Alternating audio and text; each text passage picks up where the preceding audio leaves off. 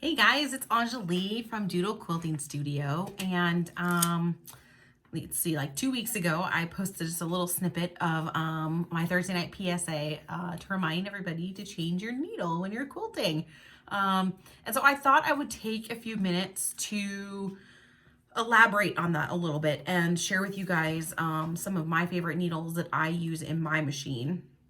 And kind of my process for troubleshooting when it comes to needles, and then kind of thread needle combinations. So I have found that needles play, and I'm sure if you own a Longarm, you probably know this, needles play such a big part in our success when we are free motion quilting, or if you have an automated machine. So my first little disclaimer is that most of what I'm referencing is in relation to the Longarm that I have, which is the Bernina Q24. I have it on a 13-foot frame, and I also have Qmatic, which is the Bernina automation software. So that's what I'm running on my machine. 90% of the time, I'm running my machine free motion. So it's me guiding the machine, and I am pretty aggressive with my machine. I like to quilt fast, and I like to use rulers, and I like to use any thread I can find. If you check out some of my blog posts, you can see I have like, what is this, like 3 4-foot pieces of slat wall filled with thread. So I like to try all sorts of things, all sorts of different types of threads, whether it be cotton or poly or whatever. And when you do that, you kind of learn what the combinations, what the happy combinations are for your machine, the needle and the thread. And then, of course, batting and fabric do play a part in that. And I'll probably do another video later on talking about different types of batting and thread, and different types of batting and different fabrics and things like that. But for today, I'm going to focus on needles. So I typically, there are like 4 needles that I typically always have on hand. So I make sure I'm never out of them. And that's kind of my rotation, like my go-to. Now, that being said, I have needles everywhere. So I have this cute little Quilter's Gonna Quilt bin, little tin that I keep some of my carded needles in. So typically, like if you are buying needles for your sewing machine, you'll buy needles in packages like this. So they come in a little card. There's usually 5. Sometimes there are more. It just depends on where you get them. These are Schmetz needles, and they come in a card of 5. Okay. So, so I have a little tin, like I said, with just kind of some random ones.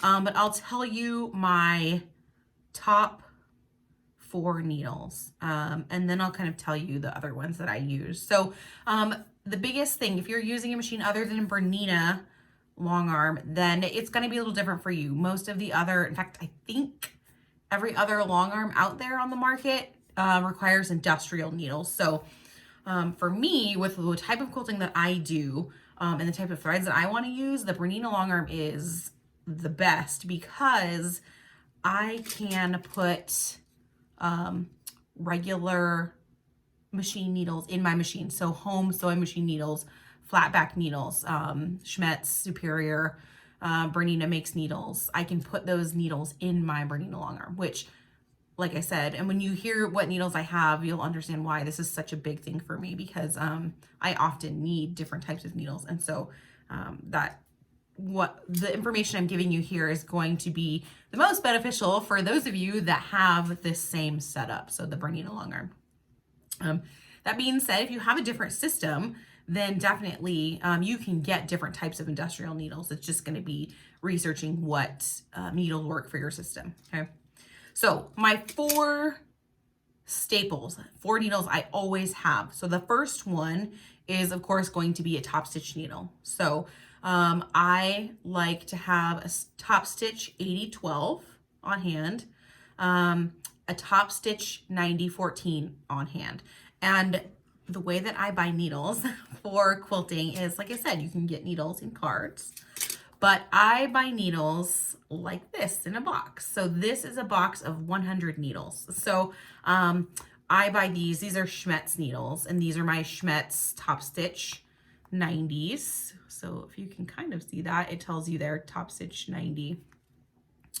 And so I buy them like this, and you open this little guy. This just slides off. You open this little guy up. It comes, got this here, and you can see all those needles in there, okay? So I go through needles pretty quickly, and I'll talk about that here in a minute, but that's how I buy those 4 staples. So Top Stitch 8012, Top Stitch 9014, and then I also carry, or also have on hand, a stretch needle in a 9014. And once I go through these, I'll tell you what I use each needle for, kind of how I pinpoint issues when I'm troubleshooting. So stretch 9014, and then the other one is a quilting 9014. And all of these, that's upside down. All of these needles that I'm referencing are Schmetz needles. Okay, I'll talk about some other needles here in a second, but these ones are all from Schmetz. Okay. So quilting, stretch, top stitch are those kind of like, gotta have those, don't want to run out of those needles. I always have. And I learned that lesson the hard way. When I first learned how to free motion quilt, I thought, oh, you can only use a top stitch needle. That's the only needle you can use for quilting. And so when I started doing different things and kind of experimenting with different types of quilting, I ran into some issues with that. I was like, okay, well, these top stitch needles aren't cutting it anymore. I need something else. I need a needle that, you know, can transition between cotton and batik fabric. You know, I need a needle that doesn't shred my thread, or, you know, different types of troubleshooting like that. So, you know, that was kind of just like a life experience. It was kind of a painful one to realize that, you know, with this particular long arm, I could actually broaden the needles that I used in the machine, and it made a world of difference. So, and that stretch needle, or I'm sorry, the quilting needle is probably the one I use, I'd say 75% of the time. But they each kind of have their own role in, at least in the quilting that I do. Okay. So those are my 4 staples. Now, I do also have, I have a whole thing of needles here. So I do also have needles. Let's see, I have some jeans needles from Schmetz. So these ones that I'm like, I have kind of on hand, if for some reason I go through all 4 of my other needles and nothing works, I have some of these other needles to try. So I have a jeans needle in a 9014. I also have a jersey needle in an 8012. And then I have some needles. I actually just kind of tried, this was a newer needle for me. It's the Schmetz Super Universal. And these are like a chrome coated, what do they call it? Almost like a high intensity sewing, like a, you know, like a super strong needle. Anyway, so the super industrial, or super universal. And these happen to be hundreds. I don't quilt with 100 size needles very often, but I will tell you in a few minutes here when I do use them and how it makes a huge difference. So those are the needles from Schmetz that I use. Now, the other needles that I use are from Superior Threads, and those are just their top stitch needles. So I have these 2 that I have here are just the 100 top stitch and 90 top stitch. I do have 80s. They're somewhere around here. So, so these are the top stitch needles from Superior.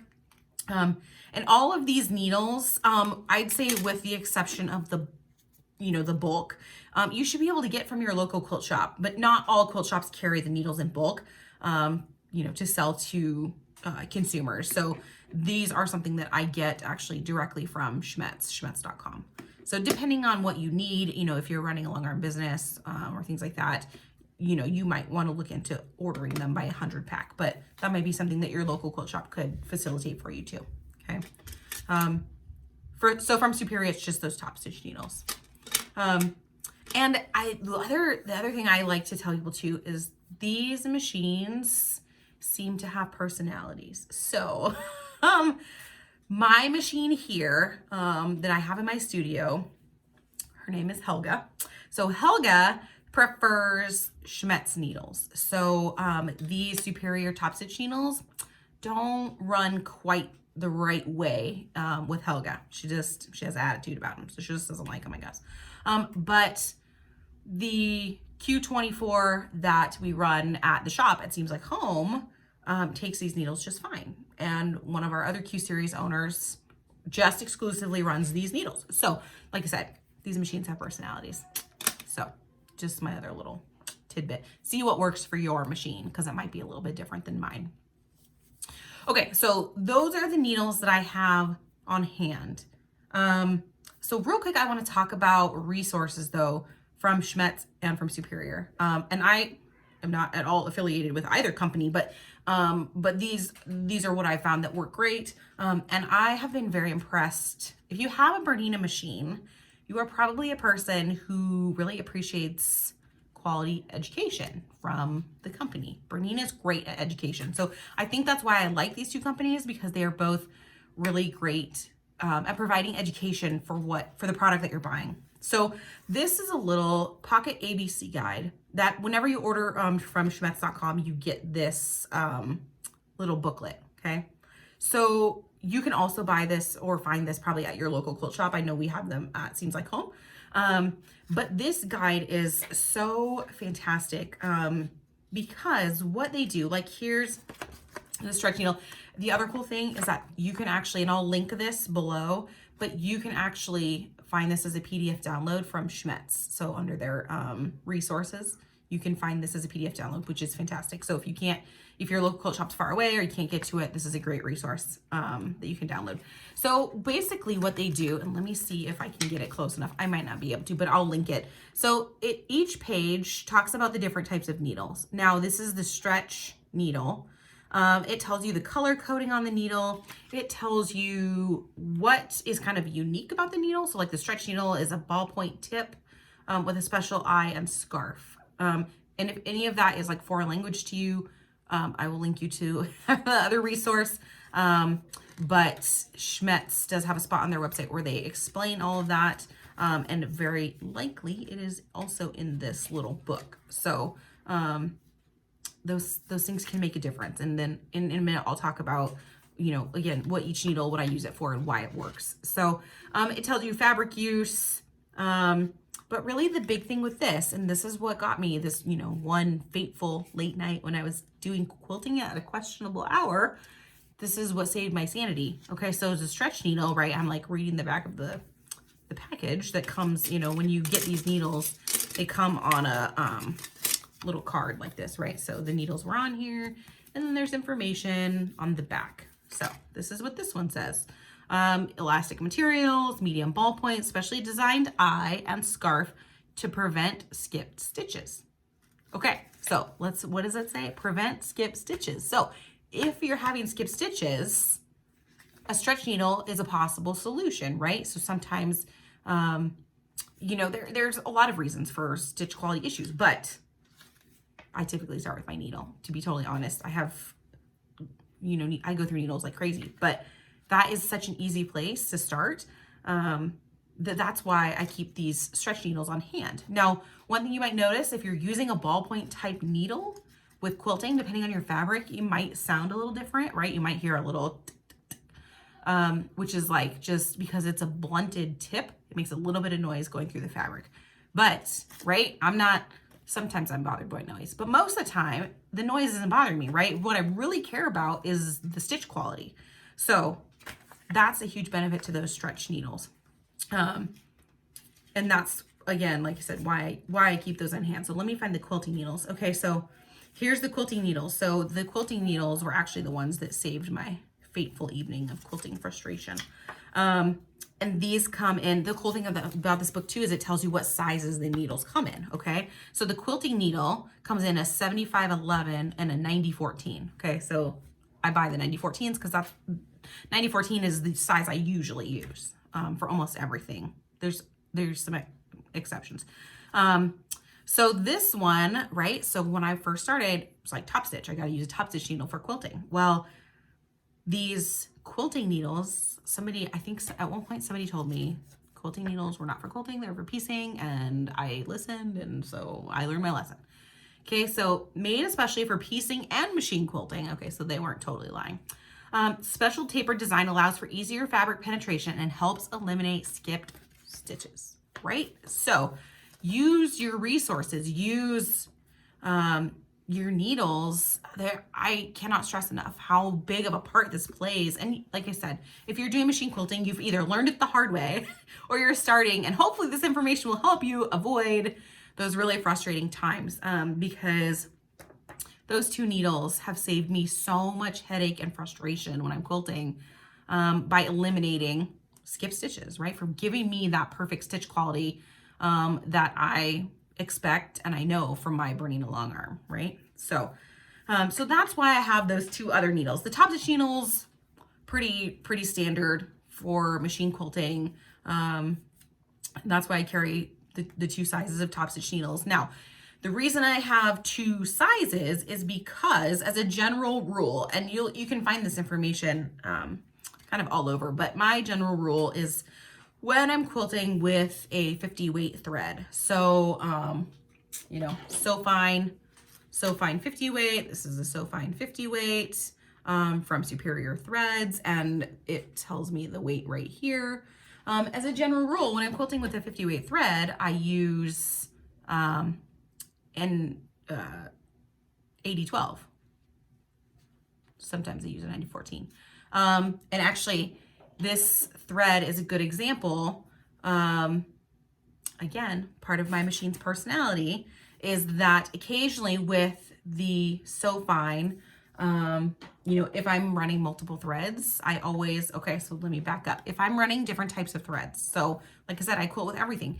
So if I'm gonna use so fine 50 along with my Omni, which is a 40 weight, I'm gonna put a needle in to compensate the bigger thread, right? So if I'm running a 40 weight thread, I'm typically putting in a 90-14 needle, okay? So I need a little bit bigger eye to get that bigger thread through, right? To avoid some of those stitch, you know, quality issues.